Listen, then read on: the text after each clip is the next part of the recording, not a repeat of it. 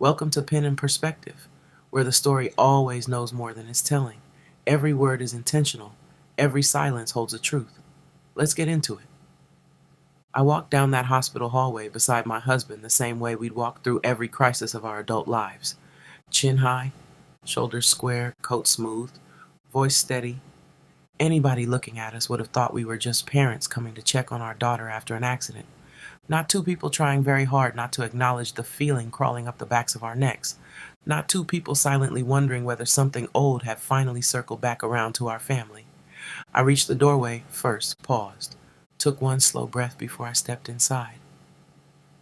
Because mothers know. People like to pretend we don't, but we do.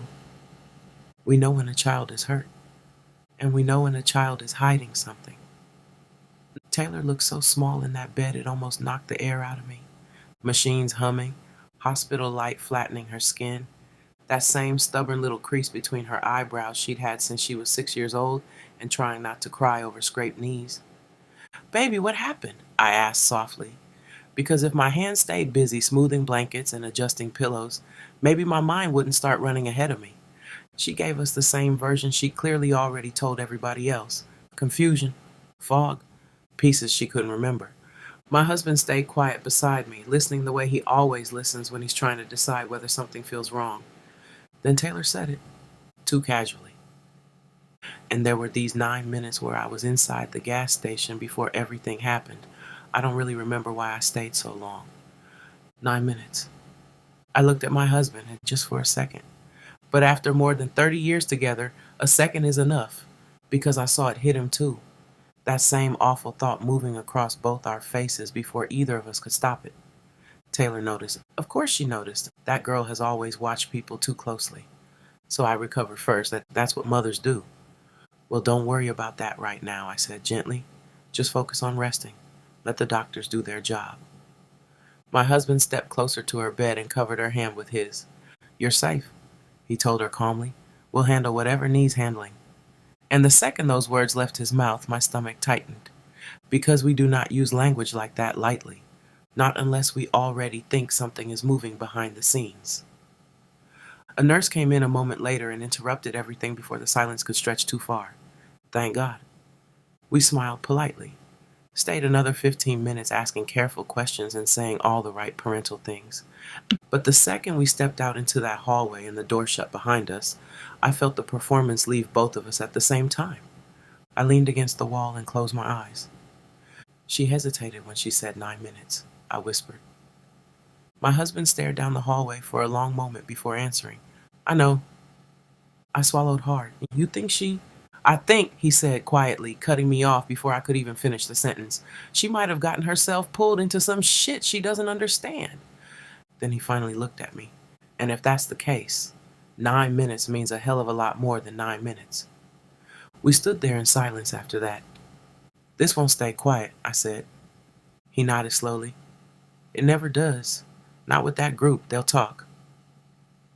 "We need to move fast," I replied, "before anything gets pinned to her, or us." Because that was the truth neither of us had to say aloud. This family has an image, a reputation, a standard. And Taylor is the only child who still fits it. I asked the question neither of us wanted to ask. "Who do we call?" My husband exhaled slowly, resigned already. "The same people we called the last time our children were in trouble." Something cold moved through me when he said it, because some names and favors are supposed to stay buried in the past. "And pray," he added quietly, "that this time they still answer." I took a beat. Then I opened my eyes, straightened my coat, and fixed my face. Because whatever Taylor had stepped into, it wasn't small. And worse than that, it felt familiar. Update 1. We knew something was wrong the moment the phone rang. Not because of what Taylor said. Our daughter has always sounded composed, even in crisis, but because her composure had a tear in it, a faint tremor, a searching silence between her sentences. We've only heard her sound like that once before, the night Tyler left home. Most people know us as the family that does everything right. The model of what Black excellence should look like, as people at church used to say. They do not know the cost of maintaining that image. Tyler was our first test. He was brilliant, full of heart, full of ideas, full of talent that didn't come with a tidy resume. He wanted to paint murals, start a community arts program, travel, build something with his hands. He wanted freedom. We wanted legacy. And legacy for us meant predictability. It meant structure. It meant no surprises. When he chose otherwise, we mistook it as rebellion. We called it irresponsibility, immaturity, wasted potential. We didn't yell. We didn't scream. That's not how our house works. We simply closed up, withdrew warmth, withdrew affirmation, withdrew access. And Tyler, sweet, stubborn Tyler, walked out one day and didn't come back. We told the extended family he moved for work. We told friends he needed space to find himself. We told ourselves he would return when he grew up enough to understand us. But the truth is simpler and uglier. He didn't leave. We pushed him away. Taylor was our second chance, our perfect do-over, our proof that we could raise a child who fit neatly into the life we curated. We shaped her carefully, the posture, the diction, the expectations, the milestones. And when she slipped, because every child slips, we cleaned it quietly. A grade dispute here, a disciplinary issue reconsidered there, a small conflict reframed before it reached the wrong administrator. Late assignments forgiven, teacher complaints softened, an internship nudged through because of who we knew. It sounds horrible when you lay it out like that, but that's not how we saw it. We dealt one crisis at a time. It wasn't bunched all together like that. We believed we were protecting her, but really we were protecting ourselves. So when we stepped into her hospital room that night, our faces calm and composed, and she told us the story of the accident, the concussion, the bits of memory that didn't line up. But we didn't just hear her. We heard echoes. Tyler stumbling through the door that final night saying, "I can't be who you want me to be," and us refusing to bend. Taylor didn't say those words, but the fear in her eyes made us feel them again. A parent knows when a child is hiding something. A parent like us knows when the story isn't just incomplete, but dangerous. He looked at me, clearly reading my thoughts. "She's nothing like Tyler," he said quietly. That name still landed in the room like a bruise. "No," I replied, "she isn't, and she won't be." "She just needs time to get her head straight," my husband said. "We'll get in front of this." "Yes," I replied, "we will. Because the alternative is unthinkable." I tapped my nail gently against the table. "First thing in the morning, I want to know exactly who else knows what. We get ahead of the narrative. We keep this contained. We protect her. And ourselves," he added. "That too," I said, my voice clipped. I finally allowed myself to sit, smoothing my skirt, willing my breath to remain steady. Taylor is our second chance, our beautiful, polished redemption, the daughter who stayed, the daughter who didn't throw our sacrifices back in our faces. Whatever she did or didn't do, we can fix it. We will fix it, because this family does not fall apart, not in public, not ever. And as long as I am breathing, my daughter will not become another ghost story whispered about at reunions the way Tyler is. We lost one child to pride and stubbornness. We will not lose the other. Update 2. We started calling people before the sun was even fully up. Nothing that would ever sound like panic, just soft inquiries. Just checking on something. Just subtle pressure disguised as polite conversation. But the responses told the truth. A hesitation here. A clipped tone there. A polite, "Let me see what I can find," that never came back around. People who used to leap when our names appeared on their phones were suddenly careful. And careful is worse than hostile.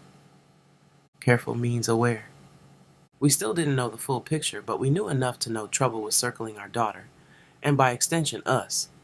We kept calling anyway, favor after favor, thread after thread, pulling at ropes that had always held firm for us. This time the ropes felt wet, slipping through our fingers. Then came the call from his brother, the commander. He stepped into the kitchen and answered with forced ease. "Hey, Everything okay? But it wasn't small talk. His brother mentioned hearing our names in a context that didn't quite add up, floating in a place our names shouldn't have been, a soft warning and a silent accusation. My husband lied on instinct, said it must have been about Taylor's accident, about us searching for resources for her recovery. None of it convincing, but all of it said in a tone that discouraged questions. When he hung up, he didn't say a word, but the tension around his jaw told me everything. We were being watched, and not by strangers. Before we could steady ourselves, Taylor called. Her voice sounded like it had been dragged across gravel. We went straight to her apartment. When she opened the door, she looked hollowed out, like fear had sanded her down. She told us everything, the paperwork, the shortcuts, the bonuses, the gas station, the 9 minutes, the way Dante asked, the way she didn't question any of it, the barbershop incident, Brian's beating, Dante's beating, and how the truth had been sitting beneath her this entire time like a trapdoor. As she talked, I felt something inside me harden instead of break. Determination. We'll handle it, I told her, and I meant it. We always have. We left her apartment with a new list of names to call and a new set of lies to arrange neatly in our mouths. But before we could even complete the first round of damage control, a notification hit my email. Subject line. Thought you'd want to see this. It was from an old family acquaintance, someone we hadn't spoken to in years. The link opened to a Las Vegas community newspaper, and there he was, Tyler, front page. Standing in front of a youth innovation center he apparently helped build, hand resting on a plaque. A woman beside him, beautiful, confident. And 2 children in front of them, smiling with their whole faces. He looked older, wiser. The room began to tilt. I stared at the photo for a long time before clicking the article. He talked about second chances, finding purpose, building something that mattered. He thanked his wife, his team, his mentors. And then, buried halfway down, he mentioned 2 people by name. Grateful for my sister Taylor, my cousins Walter and Sandra, and my friends from the home team who checked on me when I had no one else. My breath cut off. He didn't thank us. He didn't even mention us. And the slap wasn't the omission. It was the clarity. We weren't part of his story. We weren't part of his growth. We weren't part of his triumph. But Taylor was, which meant she'd been talking to him all this time, maintaining a relationship we believed she abandoned the same day we did. My husband sat down slowly. I kept staring at the photo. We'd told the world a version of him that protected us for the last 15 years. Now the real version was staring back at us from another state, successful, loved, whole, and uninterested in pretending we helped him get there. My husband finally spoke. People are going to ask questions. He didn't mean about Tyler's article. He meant about everything. Taylor, the investigation, our sudden quietness, our desperate phone calls, Tyler resurfacing without us in the narrative, and above all, the fact that we didn't know he had a family at all. I closed the laptop softly. We stick to the story, I said, but something was shifting, and it was enough to make us understand that the world was moving without our permission. So I'll leave it here for now, because in part 2, the investigation gets louder. The city starts paying attention, and the version of our family we spent years protecting starts cracking in public. You've been listening to Pen and Perspective. If it sat in your spirit, let it linger. If it stirred something in you, don't ignore it. I'm Miana DK, and before I put my pen down, tell me, whose perspective should I sit with next?